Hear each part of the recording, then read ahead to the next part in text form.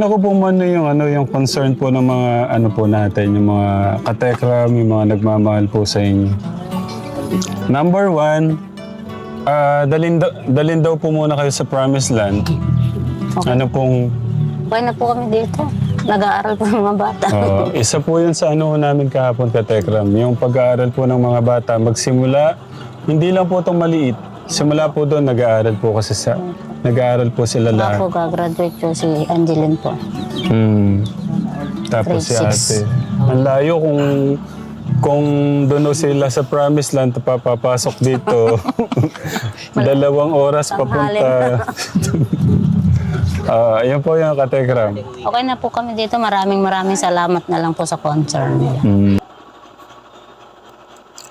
So yun po guys, stop po muna natin. So just heads up lamang po. In this video is pag-uusapan po natin itong kumbaga isa po sa frequently asked questions po. Question, kung bakit nga ba hindi daw pwede na doon na lang muna pansamantala yung pamilya ni Luis sa Promised Land habang ginagawa nga po ang kanilang bahay. So I believe is nasagot na rin po ito ni Tech Jun doon sa naging live nga po nila Techram nung mga nakaraang araw. And then dito nga po nasabi ni nanay na mahihirapan nga po talaga sila kasi nga po itong mga bata or itong mga kapatid po ni Luis is nag-aaral nga po. At the same time is yung trabaho po ng stepfather ni Luis, ang trabaho nila Kuya Angelo, nila Ate Julie at iba pa ay malayo po talaga. So nabanggit ni Techram na mga 2 hours po yata yung biyahe galing kila Techram papunta po dyan sa kila Luis. So medyo mahirapan po talaga sila. Although kaya naman na bumiyahe ng ganong oras, ang problema nga lang baka pagod na po yung estudyante pagdating ng paaralan, so mas lalong walang matututunan.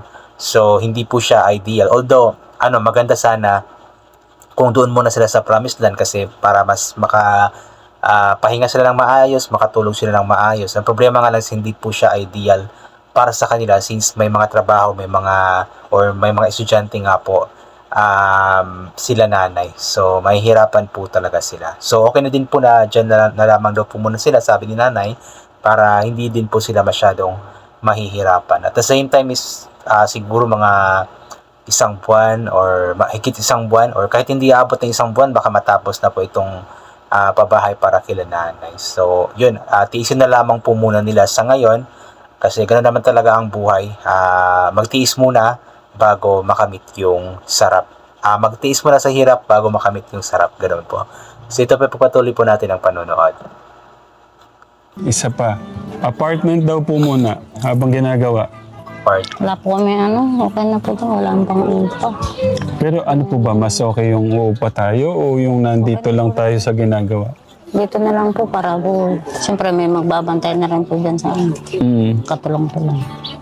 Hindi po, pero kung ano po, pwede naman po tayong kumuha ng dyan. Hirap po yung paghahakot-hakot eh.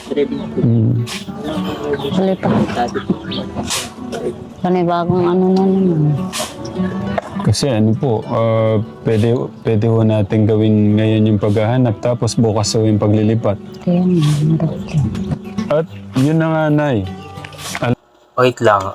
Good idea din po yung maghanap sila ng apartment pansamantala kahit mga 1 buwan or ilang buwan lang until matapos nga po itong pabahay sa kanila. Maganda po sana yun. Kaso nga lang sabi ni nanay na wala daw po silang pang-upa tapos mahirapan daw po sila sa pahakot-hakot ng mga gamit. So pagdating sa upa, alam ko naman na hindi nila problemahin yun kasi alam kong tutulungan naman sila nila Techram at ng mga nagmamahal kay Luis pagdating dyan. And yung sa mga gamit naman siguro madali lang yun, magpagtutulungan lang. Mailipat lang muna pansamantala or mailagay pansamantala sa uupahan nila para at least kung sisimula na nga po, I believe sinisimula na po yung bahay nila ngayon kasi parang may nakita po akong may din ni Kuya Angelo na parang nag-layout na po sila. So mas okay po yung ganun para para at least makatulog sila ng maayos kasi mahirap din po na habang ginagawa yung bahay andyan sila. Kumbaga di ko alam kung ano yung size ng bahay pero baka wala na po silang area na matulugan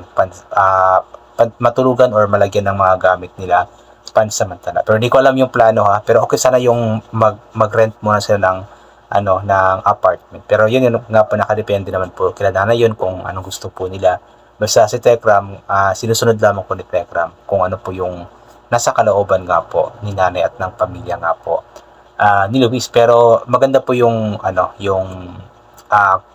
kumbaga, suggestion na mag-apartment muna sila pansamantala. Kasi yung promised land maganda sana pero sobrang layo. So at least kung apartment na malapit lamang dyan, so medyo okay lamang po. At regarding po sa kailangan daw may magbantay sa mga gamit dyan, pwede naman nilang tulugan dyan kahit ano lang, siguro si Kuya Angelo or si tatay ganoon.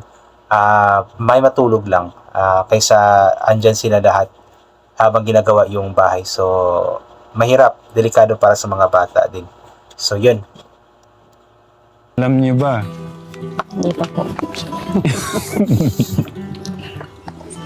si Tatay Bong, tumawag po kagabing-gabi nung siguro kakatapos lang po niyang panoorin yun. Sabi niya, sagot niya na daw po yung 2,000 hollow blocks. Wow, dami nun. Maraming salamat po, Tito Bong. Palakpakan naman. Di deserve ni Tatay Bong.